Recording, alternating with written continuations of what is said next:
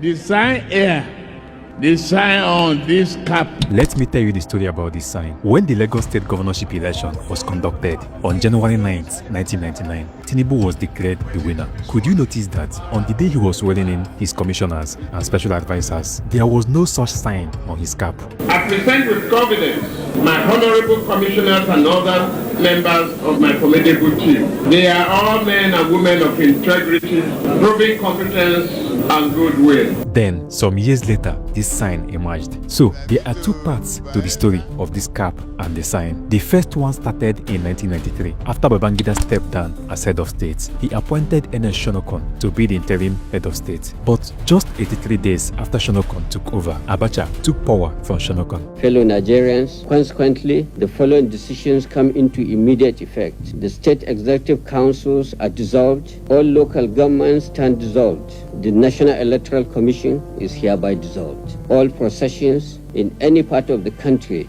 are hereby banned. Any consultative committee, by whatever name called, is hereby proscribed. Like this video, or you're hereby bound. So, Abacha bound every political activity, no political parties, no political association, and any meeting involving some group of persons can be termed a political gathering, and the people involved will be arrested. During that time, he also dissolved the Senate. The national and state assemblies are also dissolved. And Tinubu was a senator then. So you want to cover and preempt any fallout of that investigation. But they couldn't do much to stop Abacha. The implication was that there won't be any court to grant you freedom if Abacha decides to deal with you. So most activists and politicians went into hiding, including Tinubu and Soyinka. As I've been saying just now, Abacha never governed the country. Yes, he terrorized the country. He bullied the country. He had power. He had no authority. He was able to torture. He was able to kill. He was able to take hostages.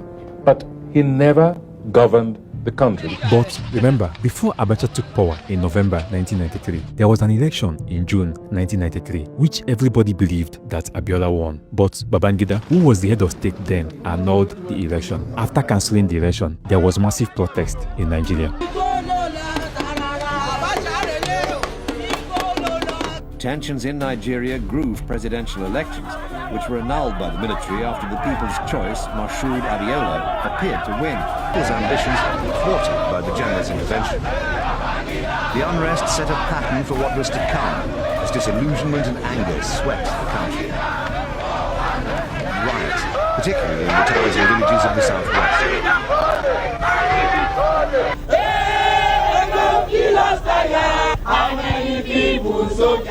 Without you, your determination, your courage, your support, our race and every other one will have been saved perpetually. We thank you for that. Very soon, it will show me 30 minutes. And when it is 30 minutes,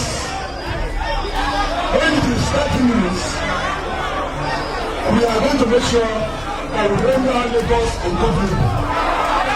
Due to this protest and how there was chaos in Nigeria then, Babangida resigned. And that was how he brought in Ernest Shonokon. But after some days, Abacha took over from Shonokon. So even as Abacha became the head of state, Abiola was still fighting to claim his mandate. He believed he won the election and should be declared the president. The people of this country went to polls on Saturday, June 12, 1993, and without let or hindrance chose me as their president. I won in 20 states, and I won the 1/3 of the votes in 28 out of 30 states, and at the Federal Capital Territory of Abuja.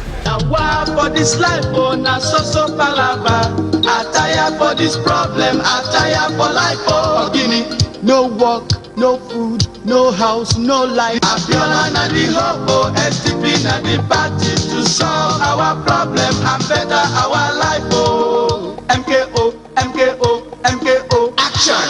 Abiola, Abiola, Abiola, progress! So, after some time, Abiola declared himself the president of Nigeria, even as Abacha was still the head of state. This made Abacha to arrest Abiola and placed him in a prison. What is happening at your house? Are you being arrested? I'm being arrested. I'm just going out now with the police.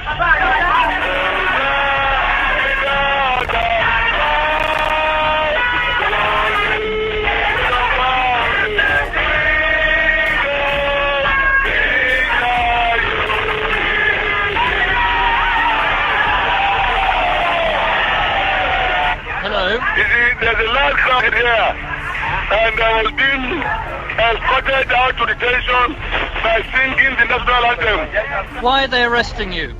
They are arresting me on an allegation of felony, nameless treason or something like that. They're not doing anything, they're just taking me away. Please let me go.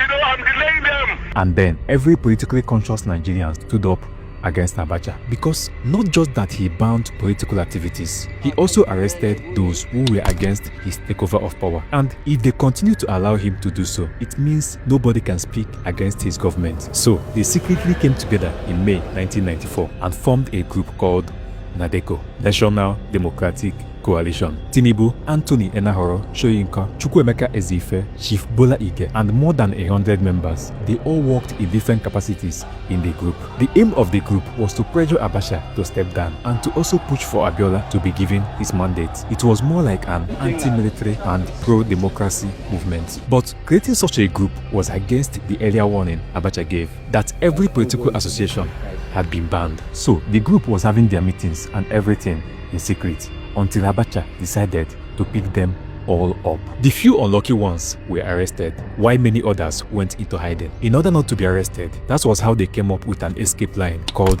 the NADECO route. Tinubu also took their route to run away. And then, of course, there's a gentleman here who was an elected senator in 1992 in the course of Babangida's transition program. When Babangida annulled the 1993 election and General Abacha took over and dissolved the Senate, that senator tried to reconstitute the Senate in resistance to the dissolution. He was detained, charged to court. He escaped into exile.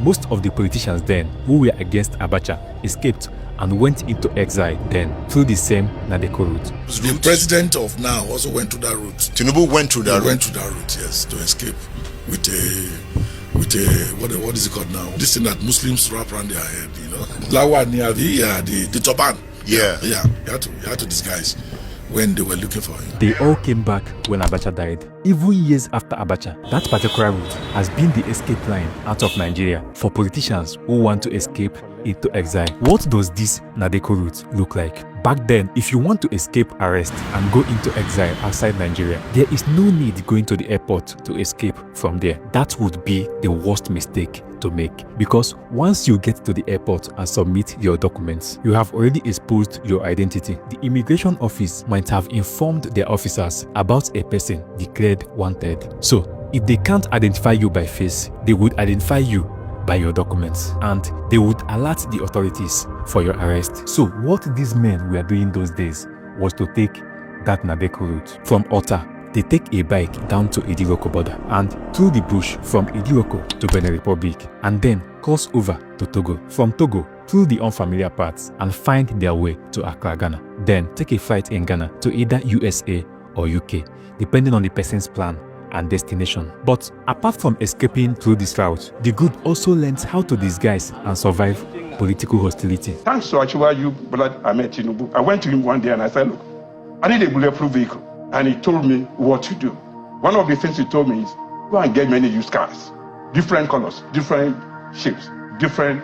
So if I was coming to your house, before I got to your house, I would have parked a car in your house. When I get to your gate, I will wind down, greet everybody. Everybody will know I came in green under Accord.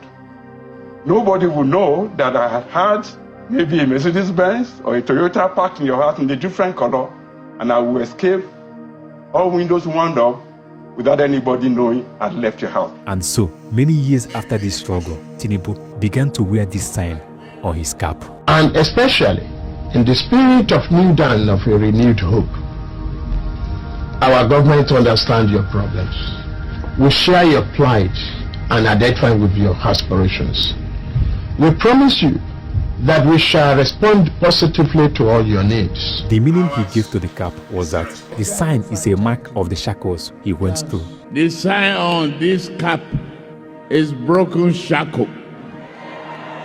The second meaning to the cap was the suggestion many people gave to the sign. People do suggest that the sign, which is more like an 8, also resembles the Ouroboros sign. But To the extent of my knowledge, after checking on the Ouroboros sign, I discovered that this is not actually what the Ouroboros sign looks like. This is what the sign looks like. It is just like a circle. So, I leave it for you to take a conclusion. What do you think? Don't forget to like and subscribe.